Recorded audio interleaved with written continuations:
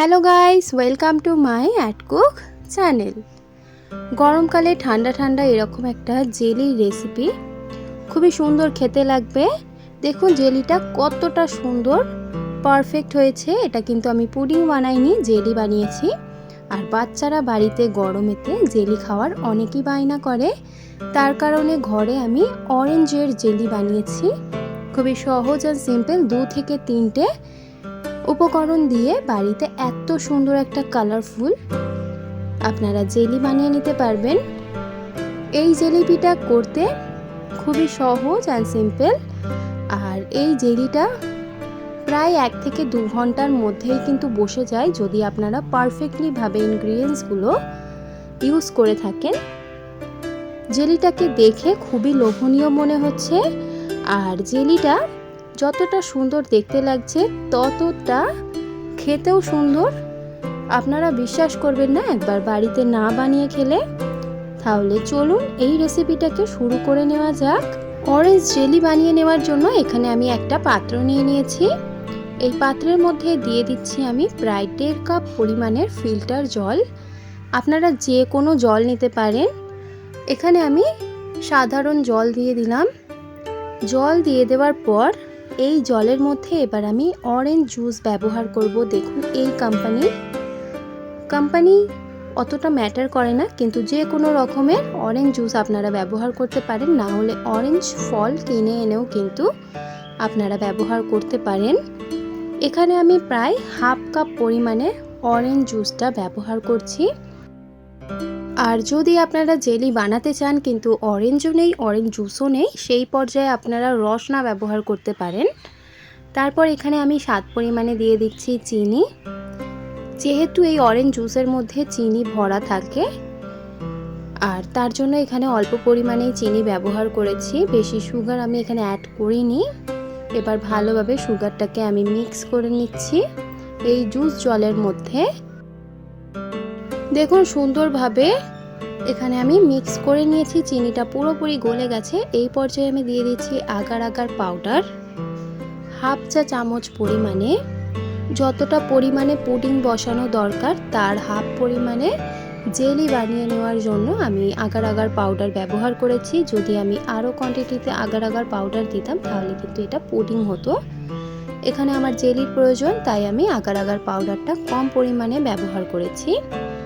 এবার ভালোভাবে agar agar পাউডারটা এই জলের মধ্যে কোনো রকম গরম না করে তারপর ভালোভাবে এটাকে মিক্স করবেন।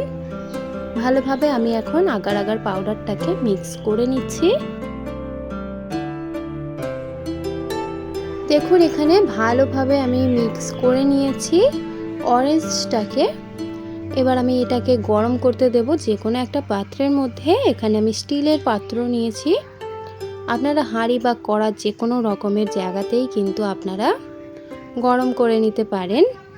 এখানে আমি পাত্রটাকে বসিয়ে তারপর দিয়ে দিচ্ছি এই অরেঞ্জ যে আমি মিশ্রণটা বানিয়েছি সেটা। মিশ্রণটা পুরোপুরি দেওয়ার পর এবার ভালোভাবে শুধু একটা বলক হয়ে আসা পর্যন্তই অপেক্ষা করব, বেশি ফোটাবো না। জাস্ট একটুখানি বলক আসবে, তারপরেই কিন্তু আমাদের এটাকে পজ করে দিতে হবে। এখানে নাড়াচাড়া করতে করতে তারপর কিন্তু এই মিশ্রণটাকে ফোটাবেন, না হলে কিন্তু ঢেলা ভেদে যেতে পারে। আর একটা বলক চলে এসেছে, এই জুস থেকে কিন্তু ভাপ ছেড়ে দিয়েছে, দেখতেই পাচ্ছেন আপনারা। এবার আমি সময় না ওয়েস্ট করে সঙ্গে সঙ্গে কিন্তু যেই পাত্রের মধ্যে জেলিটাকে ভালোভাবে ফিক্স করতে দেব সেই পাত্রটাকে আমি এখানে জেলিটা সম্পূর্ণ ঢেলে দিচ্ছি গরম অবস্থায়। এবার এই পাত্রটাকে যের মধ্যে আমি ঢেলেছি এটাকে কিন্তু এমন জায়গায় রাখতে হবে যেন কোনো রকম নাড়াচাড়া না করে। দেখুন এখানে খুবই সুন্দরভাবে কিন্তু গরম রয়েছে। এই তাপমাত্রাটা যখন রুম টেম্পারেচারে চলে আসবে তখন কিন্তু এটা পুরোপুরিভাবে জেলি বসে যাবে। আর এখানে আগার আগার পাউডার আমি কম ব্যবহার করেছি, তার কারণে কিন্তু আমি এখানে পুডিং হচ্ছে না, এটা হচ্ছে জেলি। আর জেলি কিন্তু জ্যামের মতো হয়, আপনারা সকলেই জানেন। এবার আমি ঢাকা দিয়ে এটাকে ভালোভাবে রুম টেম্পারেচারে রেখে তারপর ফ্রিজের মধ্যে রাখবো প্রায় আধা ঘন্টা। দেখুন সময় পেরিয়ে যাওয়ার পর ফ্রিজ থেকে আমি এটা বার করেছি। এখানে দেখে বুঝতেই পারছেন যে কতটা সুন্দর জেলিটা হয়েছে। দেখুন পুরোপুরি নরম, জেলিটা কিন্তু অনেকটা হ্যাজেল হচ্ছে, আপনারা দেখে হয়তো বুঝতেই পারছেন। আর হাত দিয়ে দেখাচ্ছি যে কতটা নরম হয়েছে। জেলিটা কিন্তু পুডিংয়ের মতো শক্তও হয়নি, পারফেক্টলি। যদি আপনারা জেলি বানাতে চান এভাবে করে বানাতে পারেন। এবার এটাকে আমি ডিমোল্ড করব। একটা প্লেট নিয়ে তার উপর দিয়ে এবার আমি ডিমোল্ড করে নিচ্ছি।